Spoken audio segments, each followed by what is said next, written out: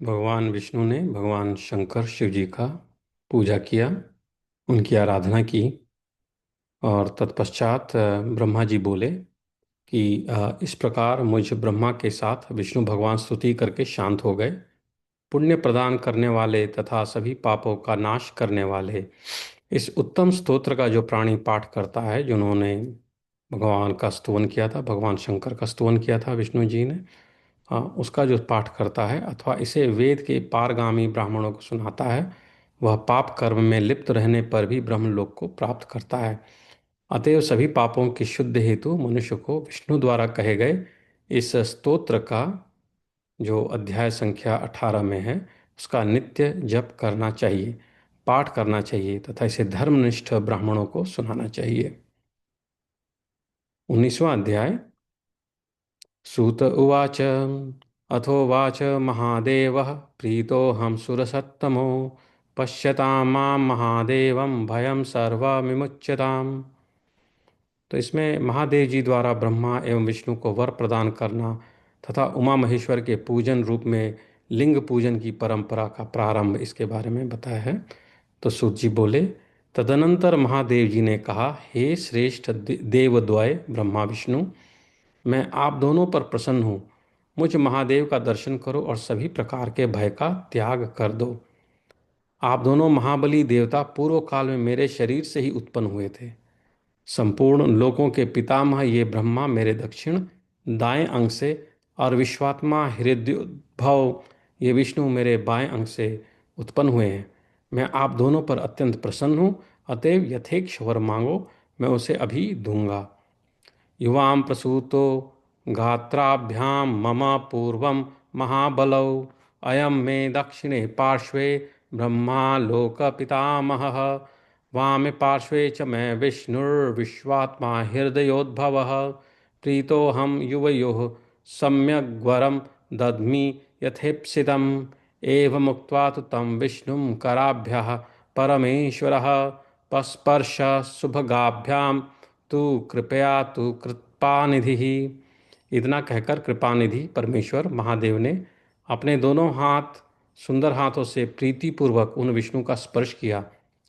तब लिंग में विराजित तथा लिंग देह शून्य स्वेच्छा से विग्रह धारण करने वाले महेश्वर को प्रणाम करके प्रसन्न मन से नारायण विष्णु ने कहा, यदि आपके हृदय में हमारे प्रति प्रीति भाव उत्पन्न हुआ है, यदि हमें वरदान देना चाहते हैं, तो यही वर दीजिए कि आपके प्रति हम दोनों की सदा दृढ़ भक्ति बनी रहे। हे देवताओं, चंद्रमा को आभूषण रूप धारण करने वाले महादेव ने ब्रह्मा तथा विष्णु को अपनी अचल श्रद्धा भक्ति प्रदान की।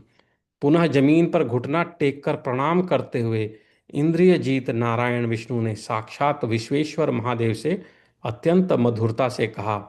उन्होंने कहा, हे देव देवेश, हम दोनों का यह विवाह तो अत्यंत मंगलकारी सिद्ध हुआ, क्योंकि हम दोनों के इस विवाद को समाप्त करने के निमित्त आप यहाँ प्रकट हुए हैं। उनका यह वचन सुनकर भगवान शंभु ने दोनों हाथ जोड़े तथा सिर झुकाकर प्रणाम करते हुए वहाँ स्थित विष्णु से मुस्कुराकर पुनः कहा।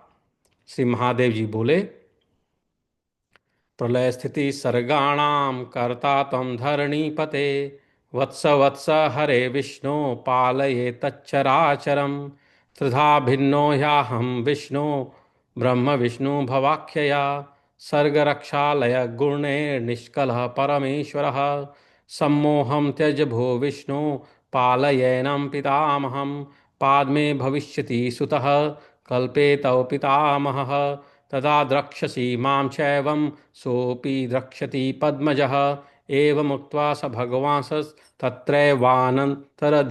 तो उन्होंने कहा, हे विष्णु, मैं निष्कल परमेश्वर ही ब्रह्मा विष्णु तथा रुद्र नामों से अलग अलग 3 प्रकार के रूपों में सृजन पालन तथा संहार के गुणों से युक्त हूँ।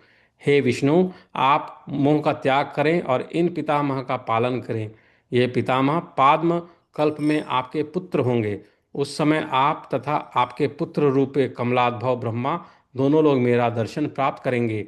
ऐसा कहकर वे भगवान महादेव वहीं अंतर्धान हो गए। उसी समय से लोकों में शिवलिंग के पूजन की प्रसिद्धि व्याप्त हो गई। लिंग वेदी के रूप में महादेवी पार्वती तथा लिंग रूप में साक्षात महेश्वर प्रतिष्ठित रहते हैं। हे देवताओं, समग्र जगत को अपने में लय करने के कारण यह लिंग कहा जाता है।